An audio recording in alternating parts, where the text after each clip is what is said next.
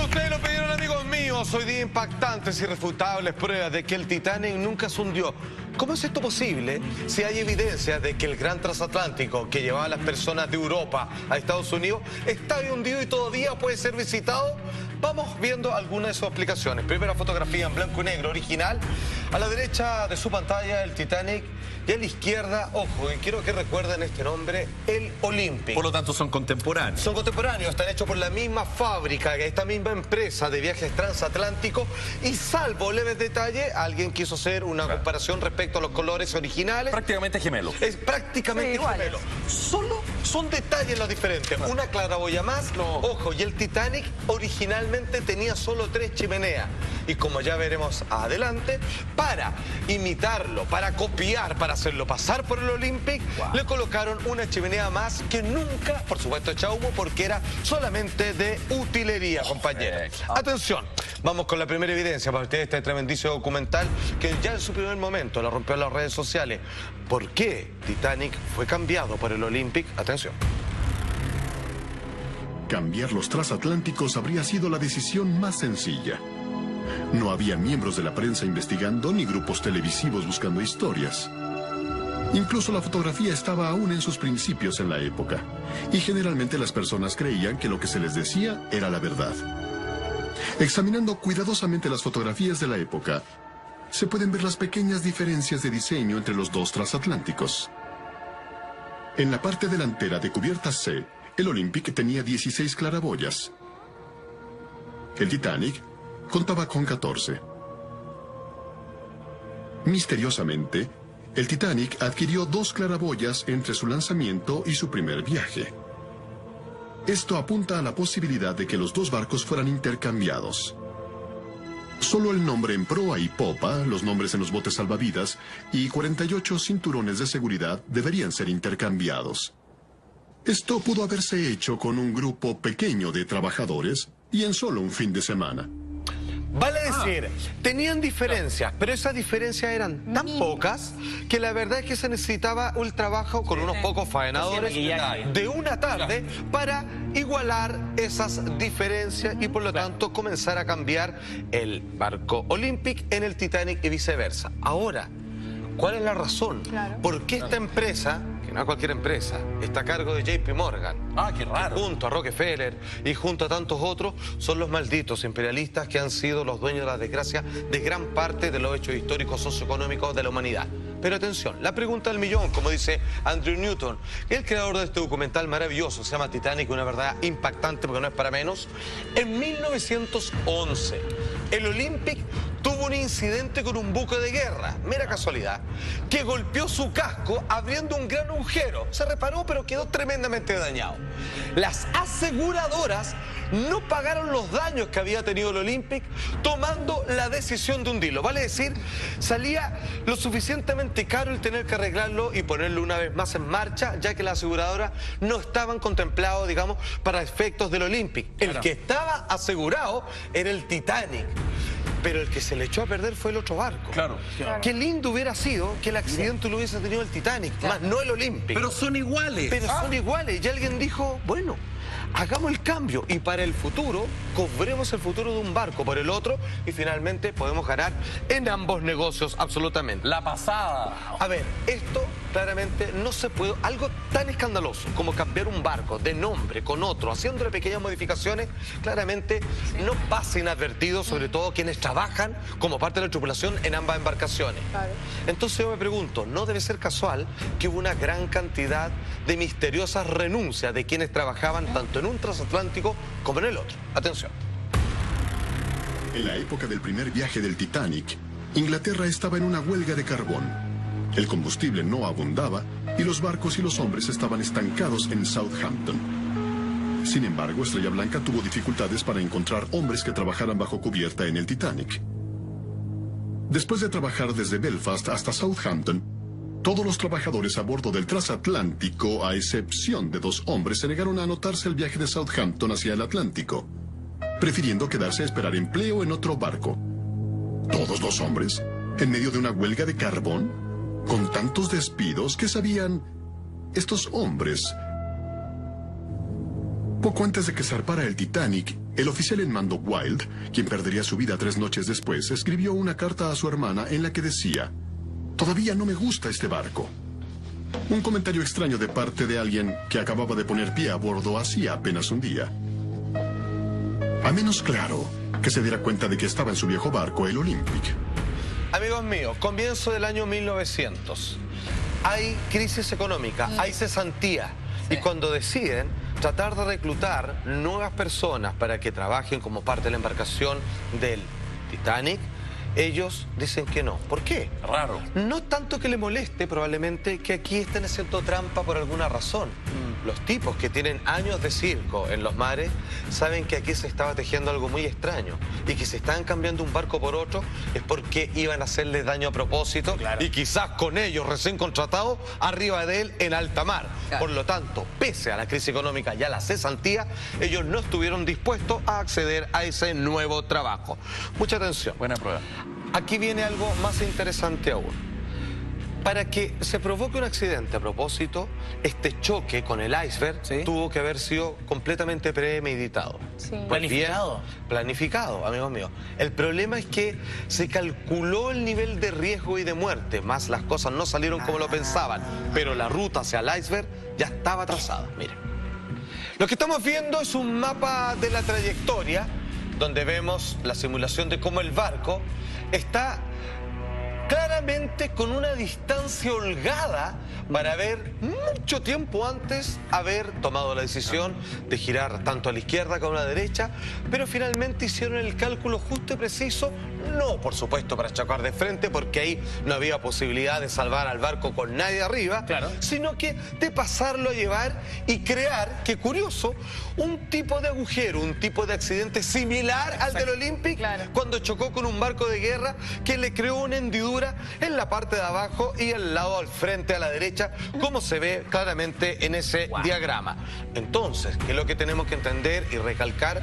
Que el choque definitivamente, ya que pudo ser evitado y nadie hizo nada al respecto, es que fue completamente a propósito. Esa noche, antes de las 11 p.m., los vigilantes Fred Fleet y Reginald Glee empezaron su guardia.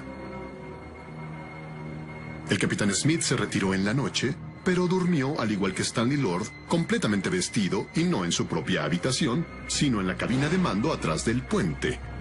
Casi como si estuviera esperando que lo llamaran en cualquier momento. Hacía mucho frío afuera y muy pocos pasajeros estaban en cubierta. El primer oficial Murdoch estaba en la parte abierta de estribor cuando vio el iceberg a unos 750 metros de distancia. Ordenó que se girara el barco a babor y en popa al máximo los motores. Al hacer esto, Murdoch incrementó el riesgo de colisión, algo que él debía haber sabido. Tal vez Murdoch, escogido por el capitán Smith, decidió golpear al iceberg de todos modos. A ver, lo que hemos tratado de averiguar acá a partir de este excelso documental es que simplemente porque uno de estos barcos, iguales entre sí, Olympic y Titanic, no tenía seguro y sufrió un accidente y costaba muy caro echarlo a andar en una época de crisis económica, finalmente deciden intercambiar los nombres de los barcos con pequeñas diferencias y ajustan precisamente esas diferencias.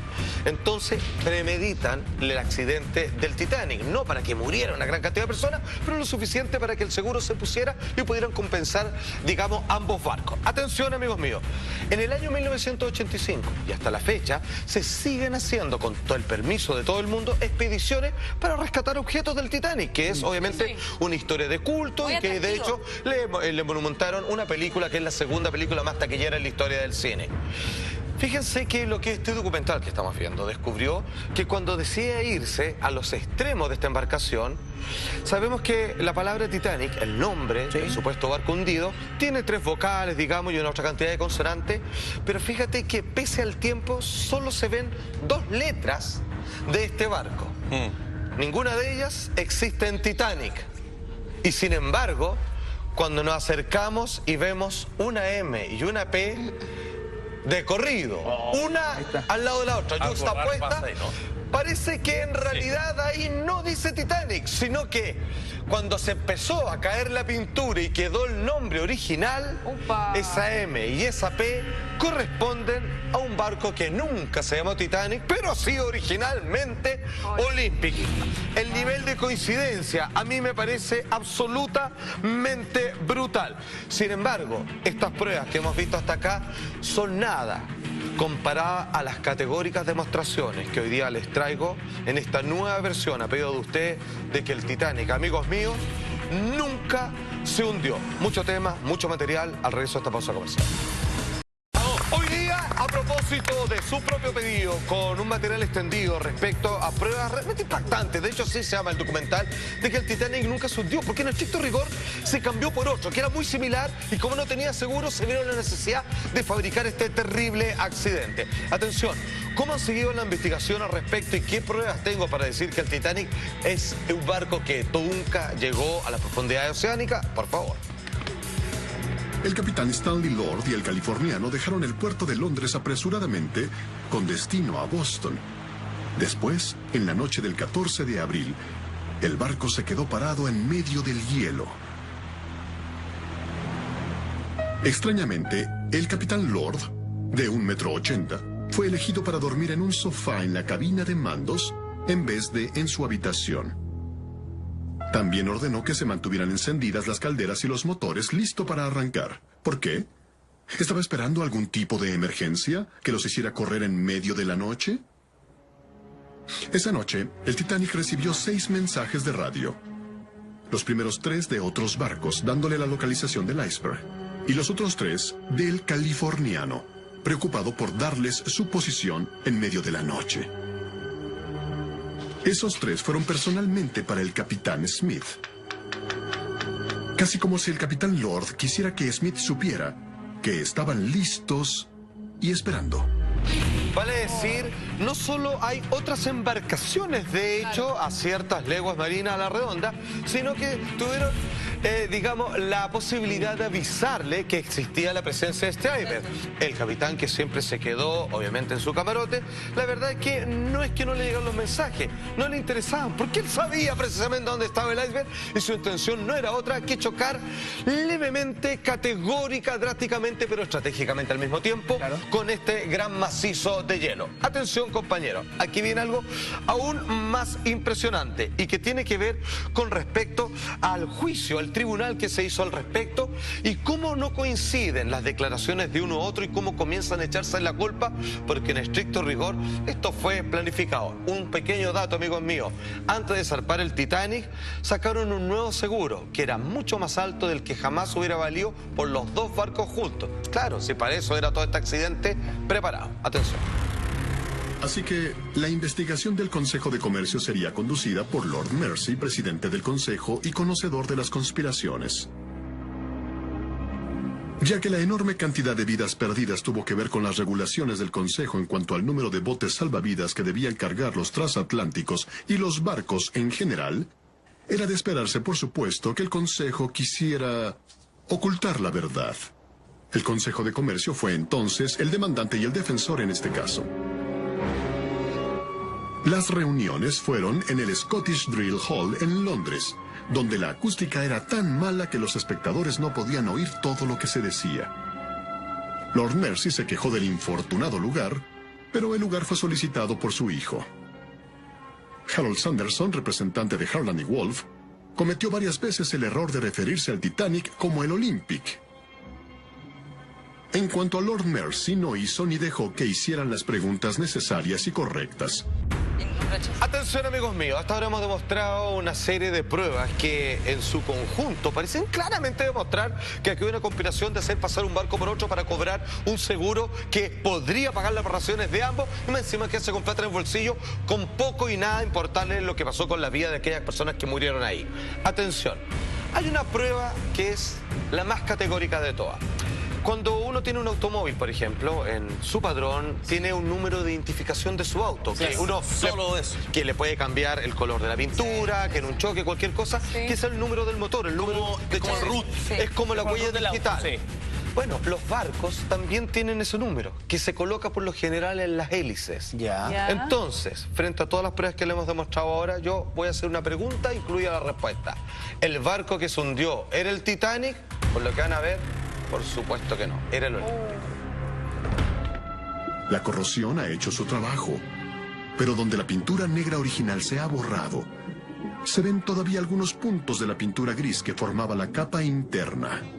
Pero la pintura gris se utilizó en el Olympic, no en el Titanic.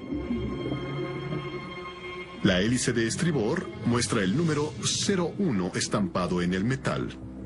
Hay demasiada corrosión para ver el número 4 claramente, pero recuerden que la hélice de estribor numerada 401 del Titanic fue puesta en el Olympic como parte de las reparaciones después de su colisión con el Hawk. Cámaras submarinas a control remoto, controladas por el Dr. Robert Ballard, descubridor de los restos del Titanic, examinan la popa del barco. Muestran que además de las mamparas laterales que eran un rasgo especial del Olympic y el Titanic, existe otra mampara en la popa del barco que no está en los planos de ninguno de los dos barcos. La posición de la mampara sugiere que fue utilizada como reparación temporal para fortalecer la quilla que tal vez fue dañada por la colisión con el HMS Hawk. Por lo general, y como decimos en este programa, usted decide, pero en este caso, dada la gran cantidad de pruebas demostradas y todo, gracias en base a este tremendo documental, la verdad es que a la mierda, el Titanic no se hundió, es el Olympic hasta el día de hoy.